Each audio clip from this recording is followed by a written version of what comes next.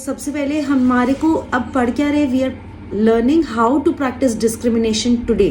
That will be our topic. We've understood the theory of discrimination और अब हम how to practice it in daily life. This discrimination is what? I told you it is the ability to choose. हम choose कैसे कर रहे हैं? What is it that we want to do at every moment of the day? तो ये जो picking and choosing है, इसे हमें check करना है कि हम सही कर रहे हैं कि गलत कर रहे हैं, ताकि इसमें हमारे लिए improvement हो. तो इससे पहले मैंने बताया था कि लॉ ऑफ एवोल्यूशन चल रहा है, that there is a plan of evolution and there are two kinds of people, those who know and those who do not know. Those who know are now understanding the concept that in this plan of evolution, we as human beings are also growing and evolving. तो ये हमारी growth चल रही है. अब growth कैसे चलेगी, हम ग्रो एंड इवॉल्व कैसे करेंगे, जब हम कोई ना कोई एक्शंस लेंगे, because different situations and circumstances आएगी, वील टेक सर्टन एक्शंस. ये जो हम एक्शंस ले रहे हैं, what are these actions? These actions are taken by our own free will. We are free to a certain extent to decide what we want to do. It's like जब ball, cricket में ball फेंकी जाती है तो जो batsman होता है वो सिलेक्ट करता है, he is free to choose, he has his own free will. So that freedom of choice we all have, although it may be limited by our family conditions कैसी है, हमारी फाइनेंशियल कंडीशंस कैसी हैं, जिस city में हम रहते हैं, जितनी ऑब्स्टिकल्स हमें मिलती है या जो ट्रेडिशन के बाहर हम जाकर नहीं कर सकते, वो डिफर करती हैं. For example, if you are living in a country like India where you are living in a state or in a particular neighborhood which is not safe, so you will be told रात को 12 o'clock नहीं जाना, या logically जब markets ही 11 o'clock बंद हो जाती हैं तो you do not go out. तो लिमिटेड है हमारी free will. We do not have a freedom कि हम रात के 12 बजे या 1 बजे मार्केट जा रहे हैं, मार्केट से we are picking up stationery, we are picking up certain items and coming home, because that freedom, although we have the freedom, but the environmental conditions are not the same. So environmental conditions जब ऐसी नहीं है तो obviously आपकी free will की एक limitation है. So we have to understand that there is a free will and we are free to choose, but there is a boundary, there is a certain boundary in which your free will acts. और हमने ये भी पढ़ा था that you have to practice it every day, at every step of the day, every day until the end. Until the end का मतलब है 24 hours you are free to choose and do certain things which will help you in your own growth. अब action जो है हम 2 level पे लेते हैं. एक्शन हम अपने लिए लेते हैं, हमारी पर्सनल ग्रोथ के लिए, और जब हम दूसरों से इंटरैक्ट कर रहे होते हैं तब भी हमारी ग्रोथ हो रही होती है. तो थियोसफी में हमें यही सिखाया जाता है. पर्सनल एक्शंस हम कैसे जानते हैं, how are we growing and evolving and becoming better.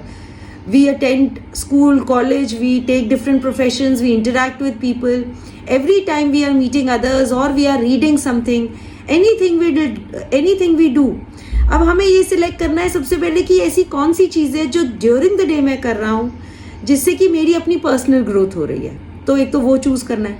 दूसरा, when I am interacting with others, what are the choices that I am making, how am I interacting will also decide how am I growing. अब ये जो growth और plan of evolution चलता है ना, इसमें एक नेचुरल सिलेक्शन होता है.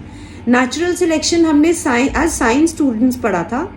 नेचुरल सिलेक्शन ये होता है कि years after years and generation after generation जब सिचुएशंस आती हैं, हम उन्हें फेस करते हैं after in many years of our growth, तो हमें एक अंडरस्टैंडिंग आती है कि this is the right way to act. अगर मैं ये एक्शन लूंगा तो डेफिनेटली मेरे को पॉजिटिव रिजल्ट मिलेगा, ठीक है ना. लेकिन अब नेचुरल सिलेक्शन हमें, अगर मैं इसके बिहाफ से चलूंगी तो we can just sit, relax and do nothing, क्योंकि जब तक सिचुएशन या सर्कमस्टांसेस नहीं आएंगी तब तक मैं एक्ट नहीं करूंगा, और जब तक मैं एक्ट नहीं करूंगा मेरी ग्रोथ नहीं होगी. बट थियोसफी में हमें बताया जाता है, if we know how to improve, how to accelerate our growth, how to accelerate our evolution, तो इसमें जो है हम अपनी खुद की इंटेलिजेंस लगाकर नेचुरल लॉज को बैकग्राउंड में रखते हुए हम अपनी ग्रोथ कर सकते हैं. So this is how we can become participators and executors in the plan of evolution and we can grow and evolve. तो अब हम जाते हैं बुक के पेज नंबर 7 पे. पेज नंबर 7 पे हमने एंड किया था. पेज नंबर 7 की लास्ट लाइन से I will start reading.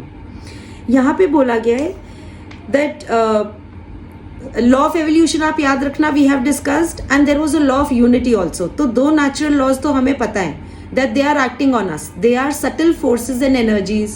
They are moving, but because we can't see them, we do not know. But we can draw an inference. मतलब कि हम उसकी अंडरस्टैंडिंग और कन्विक्शन तब आएगी जब हम इसकी मूवमेंट को समझ पाएंगे हमारी अपनी लाइफ में. ये हम पहले पढ़ चुके हैं. So अब आगे आता है, but even when the choice is made, you must still remember that of the real and the unreal, there are many variations, and discrimination must still be made between the right and the wrong, the important and unimportant, the useful and useless, the true and false, the selfish and the unselfish. तो अब हम जो discrimination की ability है या freedom of choice जो है, हम कैसे अपने पे लगा रहे हैं? हम 5 डिफरेंट एरियाज ऑफ लाइफ में लगा रहे हैं. If you know what is real and what is unreal, real unreal हम पहले डिस्कस कर चुके हैं. तो अब जो डिस्क्रिमिनेशन लगानी है, नेक्स्ट स्टेप है, that is between right and wrong, important and unimportant, useful and useless, true and false, selfish and the unselfish. अब जो राइट एंड रॉन्ग है, this is a broad umbrella spectrum. ये ना हमारी life को direction देगा. Right and wrong कैसे choose करना है, how do I consider certain action of mine as wrong and certain action as right. So right and wrong कैसे select करना है, इसके लिए सबसे इंपॉर्टेंट चीज़ है कि हमारे को नेचुरल लॉ जो है उसके बेसिस पे चलना है. If we are going with the tide of the flow of the natural laws, keeping this in background that there are natural laws and those forces are acting upon us. अगर हमारे actions guided होंगे on the journey by using these natural laws, तो हमारी हमेशा growth होगी, movement towards growth होगी. Then it will be easier for us to know what is right and what is wrong. अब जब नेचुरल लॉज की बात होती है, तो नेचुरल लॉज में हमने पढ़ा है law of evolution, law of unity. There is also a law of Karma, there is also a law of periodicity, there is a law of opposites. ठीक है ना. तो लॉर्ड गौतम बुद्धा बहुत अच्छे से बताते हैं, जब वो बोलते हैं राइट एंड रॉन्ग को सिलेक्ट करने के लिए आप पंचशील के माध्यम को यूज कर सकते हो. So if you, what is Panchsheel? Panchsheel में हमने 5 चीजें पढ़ी थी: non violence, non stealing, truthfulness, non intoxications and right ways of relationship. ये हमने 5 चीजें पढ़ी थी. अब इसमें से हम सिर्फ फर्स्ट 3 को ले लेते हैं: truthfulness, non stealing and non violence. ये जो 3 उन्होंने हमारे को चीज़ें बताई लॉर्ड गौतम बुद्धा ने, ये नेचुरल लॉज पे एक्ट करती है, इसीलिए ये हमें बताई गई Panchsheel. Why is Panchsheel important? क्योंकि अगर law of cause and effect relationship है, तो every time I am being untruthful, I am spreading certain lies, then that उसका जो इफेक्ट्स है या consequences of that lie will come to me. Similarly, if I am behaving with violence either in thought, mind, body, speech or in my emotions, then that is coming back to me. If I steal something, even if I don't steal, let's suppose in the gross manner of robbing a bank, but I steal by taking up things that are not mine. मैंने उठा लिया, मेरी friend का था, I really liked it, I just picked it up and I'm taking it without informing her. That is also subtle form of stealing. तो अगर मैं इन 3 चीज़ों को प्रैक्टिस कर रही हूँ, तो क्या हो रहा है, उसका कॉज के इफेक्ट्स मेरे पे आ रहे हैं. तो क्या है, natural laws are always applicable. Keeping these natural laws in the background, कि ये सारे लॉज एक्ट कर रहे हैं मेरे पे.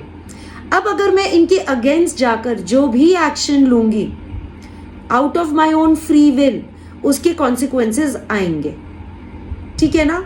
तो राइट एंड रॉन्ग इसीलिए एक अम्ब्रेला स्पेक्ट्रम में मैंने ब्रॉड वे में बताया. राइट एंड रॉन्ग इसीलिए हमारी लाइफ को डायरेक्शन देता है, बिकॉज हमें ये पता है कि हमारा जो एक्शन हम फ्री विल से ले रहे हैं, अगर वो वॉयलेंट एक्शन है, मैनिपुलेटिव एक्शन है, वो एक्शन है जिसमें मैं किसी को हर्ट कर रही हूँ या हार्म कर रही हूँ. Right and wrong is always on the basis of how much am I harming the other person, not just protecting myself but also harming the other person. अगर उस डायरेक्शन से है तो मैं नेचुरल लॉ के against जा रही हूँ, तो ऑब्वियसली कॉन्सिक्वेंसेज आएंगे, पेन आएगी, सफरिंग आएगी। तो नेचुरल लॉज के बेसिस पे मुझे सिर्फ 3 चीज़ों पे अपनी लाइफ में फोकस करना है, non violence, non stealing and truthfulness. अगर इसके बेसिस पे इसको अगर मैं अपने लिए इम्बाइब करके एक्शंस लूंगी out of my free will, तो ऑटोमेटिकली ग्रोथ विल हैपन। ये बात क्लियर है सबको? If there is somebody who needs to ask me a question on this between right and wrong, आगे पढ़ती हूँ। Between right and wrong, it should not be difficult to choose, for those who wish to follow the master have already decided to take the right at all costs. अब मैंने तो सोच लिया as a person that okay, now that I know कि मुझे natural laws के जो को माध्यम से उसको बैकग्राउंड में रखते हुए, हमेशा उसको मेरे बैकग्राउंड के कहाँ माइंड के बैकग्राउंड में रखते हुए मुझे एक्शंस लेने एंड प्रैक्टिस करना है, अपनी लाइफ को एक डायरेक्शन देना है, which is the right direction, which will help me towards my growth, towards my inner journey, towards my spiritual life also. If we have to grow in spiritual life, this is the basic that we have to do.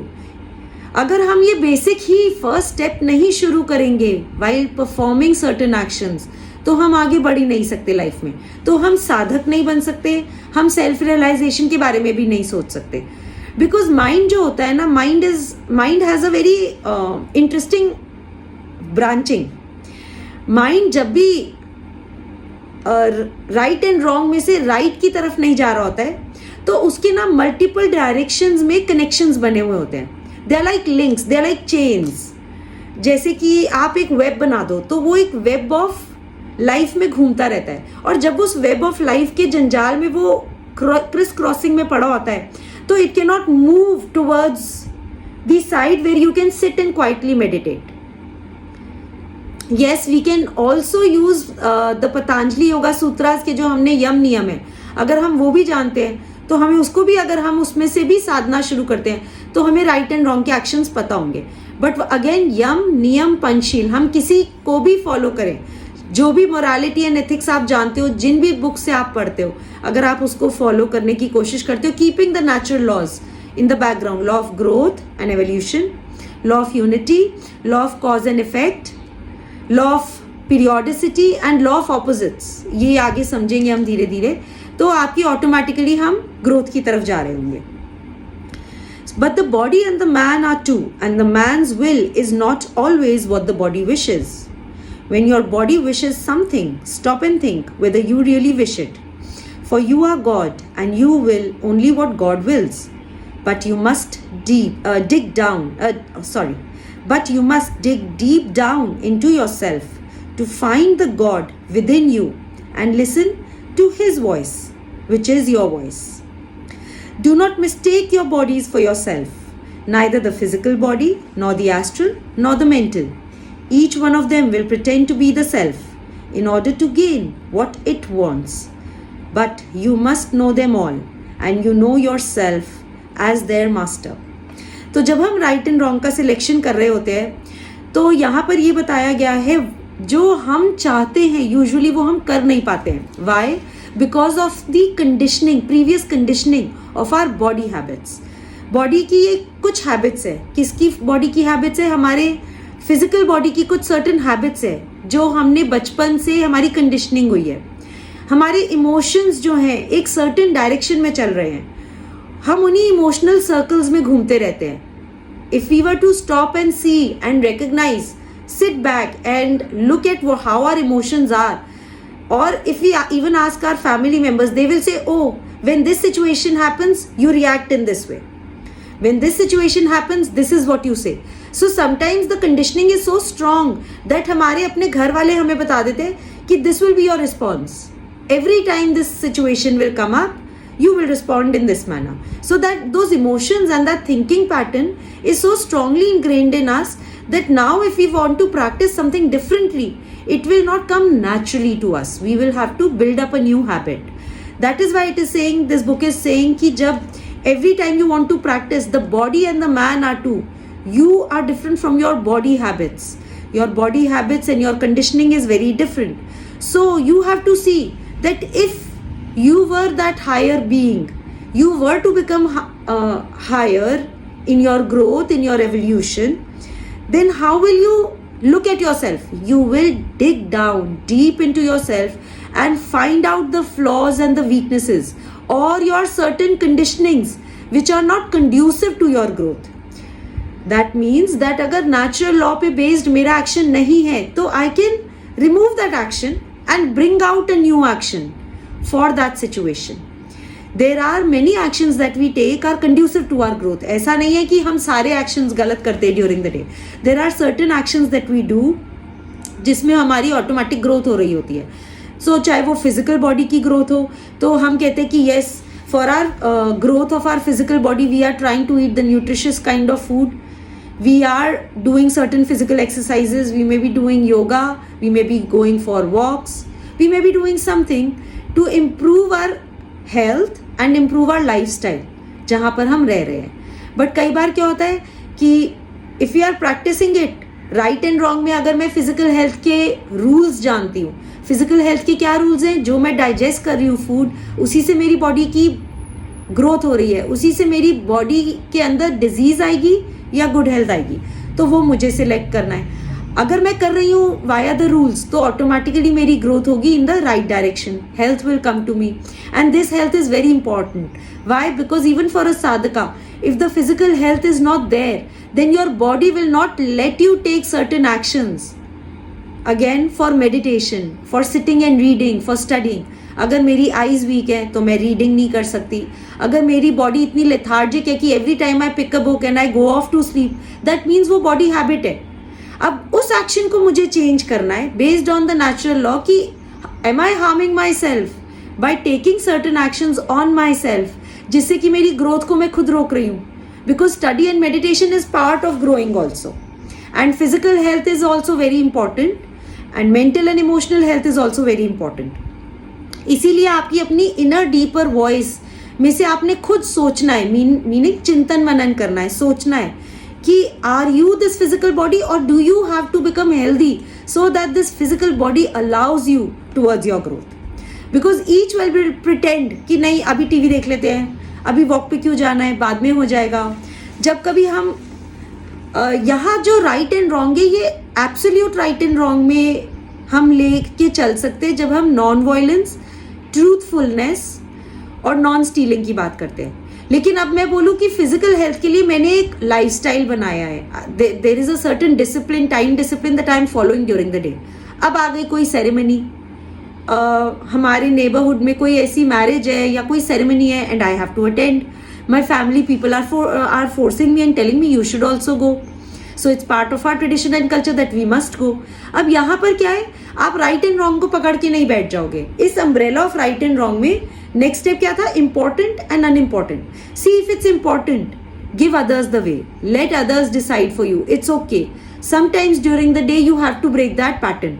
हमारी जो pattern चल रहा है, हमारा जो time discipline चल रहा है, there are sometimes breaks because of social functions, because of the connections, community connections we have already made. We have already made karmic connections with many people, our family, our friends, our profession. So is it important or not? Whether your time discipline should break for that certain period of time or not, you are again free to choose, free to decide. Now again here discrimination, आपको अपने circumstances के according discrimination लगानी होगी. तो अब पहले हम physical body को पढ़ेंगे अब इसके आगे नेक्स्ट पैराग्राफ में कि right and wrong physical body का क्या है, फिर इमोशंस का क्या है और फिर माइंड का क्या है. ये 3 डिफरेंट पैराग्राफ्स में आता है. सबसे पहला पैराग्राफ फिजिकल हेल्थ का है. When there is work that must be done, the physical body wants to rest, to go out walking, to eat and drink. The man who does not know says to himself, I want to do these things and I must do them. But the man who knows says, this that wants is not I and it must wait a while. तो यहाँ पर again वही है, every time you will try to build up certain new habits for the first 8 hours of the day from the time you wake up till evening, after performing your certain duties, you know, even certain duties of your house, cooking, cleaning, you know, getting dressed, maintaining cleanliness of yourself in your house. हम सबकी अलग अलग roles and responsibilities है. तो जो हमने roles and responsibilities अपने लिए या अपनी फैमिली मेंबर्स के लिए ली हुई है, आपने उसको भी एक टाइम दिया हुआ है. अब उसके बीच में there are slots of hours when you are free to do what you want to do. तो उस टाइम बॉडी बोलेगी, ओ ये मीटिंग आ रही है, क्या ज़रूरत है अटेंड करने की, अर्ली इन द मॉर्निंग है, let's go to sleep. Oh I was thinking I would go out for yoga camp, यहाँ पर 3 दिन का योगा कैंप लगा है, I must learn yoga. But then when it comes to implementing it, the body will say अरे सो जा, क्या ज़रूरत है नींद खराब करने की. Why? This is happening because of your own previous conditioning, your own previous habits. अब इतने सालों की अगर हमने हैबिट बिल्डअप करी है to get up late in the morning, to not do certain things during the day, हमने कुछ बनाया ही नहीं है कि इन बिटवीन द आवर्स जब हम फ्री होंगे, what is it that we want to do, मतलब कि अपनी फिजिकल बॉडी की एनर्जी को हम कैसे चैनलाइज करेंगे. तो obviously it will not suddenly change और फ्लिप. हम बच्चों में भी देखते हैं, छोटे बच्चों में जब आप ब्रशिंग की हैबिट डालते हो, आप डेली उनको टूथब्रश के लिए बोलते हो कि in the morning when you wake up brush your teeth. It takes 3 to 4 years for the conditioning, so that the child, when you see, when he goes to school, he will wake up and still avoid brushing, and you will have to tell him, go brush your teeth, go take a bath.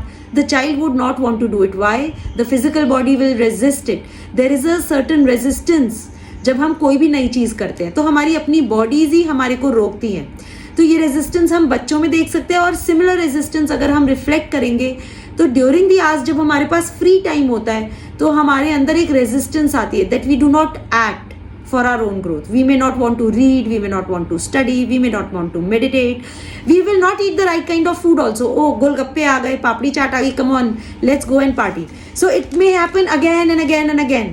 तो हमारे को क्या करना है, टंग की relish जो कर रही है वो ज़्यादा ज़रूरी है हमारी फिजिकल हेल्थ. ऑल्दो हमें पता है कि अब हमें लेट्स सपोज ट्रैवल पे जाना है, हमें बाहर का अवॉइड करना है, स्टमक इन्फेक्शंस ना हो जाए, we have to take care of our own health. तो हम वो नहीं फॉलो करेंगे पैटर्न, दूसरे खा रहे हैं, we will follow the herd. तो जो हर्ड मेंटालिटी है उसको ब्रेक करना है. दूसरे का लाइफस्टाइल हम फॉलो नहीं कर सकते, और हम जो टाइम डिसिप्लिन लाना चाहते हैं वो हम दूसरों पे फोर्स नहीं कर सकते. वहाँ पे भी एक बहुत स्ट्रॉन्ग बाउंड्री है which we need to practice. Now, because we know, we are learning through this book how to practice discrimination. Do not teach others. None of my business how others want to live a life. हमें उनको उनकी life पे छोड़ना है, हमें वो करना है जो हमारे लिए सही है, हमारी ग्रोथ के लिए. That is also important. तो ये छोटी छोटी बारीकियाँ हैं जो जब हम बुक के को एक्सपैंड करते हैं या और थियोसॉफिकल लिटरेचर पढ़ते हैं तो हमें इस बुक के फाइनर मीनिंग्स भी समझ के आते हैं और हम उसको इस बुक में अप्लाई कर सकते हैं. So body and the man are two, और बॉडी रेजिस्ट करती है. तो इसीलिए कोई भी नई हैबिट डालने के लिए आपको क्या करना है, पीरियोडिसिटी का रूल अप्लाई करना है. Law of periodicity, law of opposites, यहाँ ये आते हैं. लॉ ऑफ पीरियोडिसिटी से अगर पीरियोडिकली आप 40 days तक या 3 months तक, आप इनफैक्ट गूगल सर्च करोगे तो वो बोलते हैं बिटवीन 3 to 6 months में अगर आपने कोई नई हैबिट बिल्डअप करनी है during the certain time of the day तो वो आपकी न्यू हैबिट बन जाएगी. And every 7 years your body changes according to the law of periodicity also. So अगर first 7 years आप practice करते हो तो उसको वो ऐसी habit बन जाएगी, new habit which you can now easily, it will come so naturally to you, it will become a new part of you, whether it is in physical habits, emotional habits or mental habits. तो ये कुछ चीज़ें हमें final points अपनी growth के लिए mind में रखने कि लॉ ऑफ पीरियोडिसिटी को कैसे अप्लाई करना है कि पीरियोडिकली हम सेम चीज़ डेली रिपीट करें. तो जैसे मेडिटेशन के लिए आपने कई जगह सुना होगा, लोग बोलते हैं कि sit at the same place, like आप अपना एक रूम पकड़ो, sit at that same place at the same time, उसी टाइम पे बैठो, डेली उसको प्रैक्टिस करो for a certain period of time. Why? Because the body is not in the habit to sit at that time on that place to meditate. जब हम वो practice में लाने लगेंगे तो बॉडी को ना आदत पड़ जाएगी, ओ माई गॉड 11 o'clock हो गए, yes I use to meditate, चलो चलती हूँ. There will be a time when the body will say to you, your inner voice will tell you now it is your time to sit and meditate. Then it will come naturally to you. And for every individual this response of a new habit building is different. Why? Based on how strong is your desire. See, strong desire होती है तो गोलगप्पे खाने भी जाते हैं, strong desire होती है तो meditate भी कर सकते हैं, strong desire होती है तो वो बुक की जो completion है रीडिंग वो भी हम कर सकते हैं. But desire should be strong enough कि ज्वेलरी की शॉपिंग इम्पॉर्टेंट है, गोलगप्पे खाना इम्पॉर्टेंट है, कि स्टडी का ये टाइम इम्पॉर्टेंट है. ये सब हमारी फ्री ये सब हमारे पास फ्रीडम है टू चूज. इसमें कोई हमारे को अड़चने नहीं डाल रहा. Excepting a few days during the whole of the year, जब सर्टन इवेंट्स आते हैं तो आपके घर का एक रूटीन चेंज होता है. Beyond that most of the time our routine is pretty set. तो हम बहुत सारी चीज़ें इन जैसे होते हैं ना, इंस्टॉल करते हैं सॉफ्टवेयर, हम अपने अंदर एक न्यू सॉफ्टवेयर इंस्टॉल कर सकते हैं of creating new habits that we want. वो हमारी फ्रीडम ऑफ चॉइस है, हम कौन सी हैबिट्स डालना चाहते हैं और उस पर कितना वर्कअप करना चाहते हैं. Even if you are not doing at the physical level, हम मेंटल लेवल पे कर सकते हैं. जैसे मेंटल लेवल पे every time I can think okay, मैं बहुत ज़्यादा स्टडी की बात नहीं करती, मेडिटेशन की नहीं करती, मैं नॉन वायलेंस प्रैक्टिस करती हूँ. लेट मी से कि मुझे ये साधना है अपनी बॉडीज में.